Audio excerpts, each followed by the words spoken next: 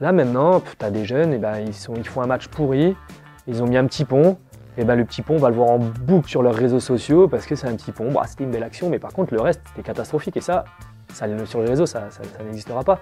Et moi j'ai un peu de mal avec ce côté-là. Je pense que les jeunes aujourd'hui auraient besoin d'anciens qui leur disent « t'as été nul ». Disons-le franchement, le témoignage est rare et exceptionnel. Pro depuis 2009, Mathias Autrette a vu son football changer et pas qu'un peu. Il livre ici ses vérités. Il y a des gens qui se disent « moi je vais me blinder et je vais être un vicelard parce que le monde du foot est comme ça ». Mais le monde du foot est comme ça parce qu'il y a des gens comme ça, qui réfléchissent comme ça. Moi je me dis pas pour exister je serai un vicelard. Si j'existe plus dans ce milieu parce que je suis pas un vicelard, bah j'existerai plus, tant pis.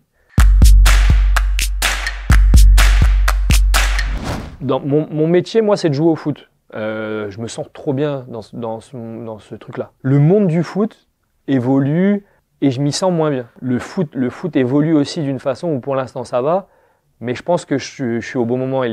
Si j'avais 18 ans maintenant, j'aurais du mal à faire carrière, je pense. Parce que le foot a pris un aspect déjà athlétique et physique qu'il n'y avait pas avant.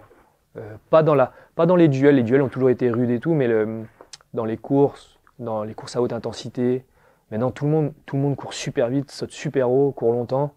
Moi, j'ai pas ces capacités-là. Donc maintenant, ça serait plus compliqué de faire carrière. Heureusement que j'ai 32 ans et que on l'a fait un peu à l'expérience. Et on arrive quand même physiquement, je peux quand même courir longtemps. Donc j'arrive quand même à exister, mais c'est le bon moment, quoi. C'est quoi qui te révolte? En fait, moi, il n'y a rien qui me révolte vraiment. Moi, ce que j'aime, c'est de la franchise, de l'honnêteté.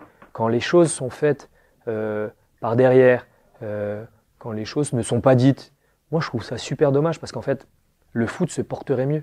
Il y a des gens qui se disent, moi je vais me blinder et je vais être un vicelard parce que le monde du foot est comme ça. Mais le monde du foot est comme ça parce qu'il y a des gens comme ça, qui réfléchissent comme ça. Moi je me dis pas, pour exister, je serai un vicelard. Si j'existe plus dans ce milieu parce que je suis pas un vicelard, bah j'existerai plus, tant pis. Il y a beaucoup de gens bien. Attention, il y a énormément de gens bien. Moi, j'ai fait des rencontres terribles. Il y a des gens super compétents.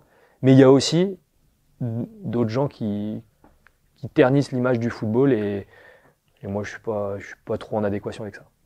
Tu disais aussi par rapport à la jeune génération. Donne-nous un peu ton point de vue par rapport à ça. Moi, je me rappelle quand je suis arrivé à Brest à 17 ans, je commençais à m'entraîner. J'étais dans un coin. Je me faisais le plus discret possible. Pourtant, la discrétion, c'est pas mon fort. J'étais très respectueux des anciens, peut-être trop parce que c'était une autre génération et on avait plutôt intérêt à se tenir à carreau. Quand je faisais un mauvais match, l'ancien, moi j'ai en tête David Bouard par exemple qui m'attrapait, qui dit oh gamin, c'est pas bon ce que tu fais. Et là je me disais putain merde, David Bouard c'était le capitaine avec Oscar Eolo. Je dis putain merde, ils me disent que c'est pas bien, ça me piquait. Je me disais je ferais mieux demain. Là maintenant, tu as des jeunes, et ben, ils font un match pourri, ils ont mis un petit pont, et ben, le petit pont, on va le voir en boucle sur leurs réseaux sociaux parce que c'est un petit pont. Bah, c'était une belle action, mais par contre le reste c'était catastrophique et ça sur les réseaux ça n'existera pas.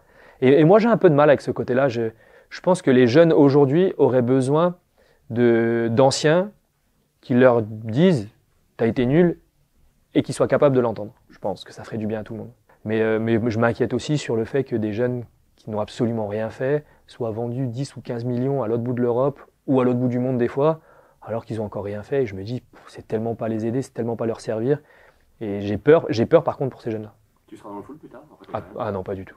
Pas du tout. J'adore, hein, franchement, un magnifique terrain qui vient d'être coupé, qui sent un peu l'herbe coupée, la rosée et tout, un bon ballon, des bonnes chaussures, une équipe de copains. Moi, ça me fait kiffer. J'adore être sur le terrain.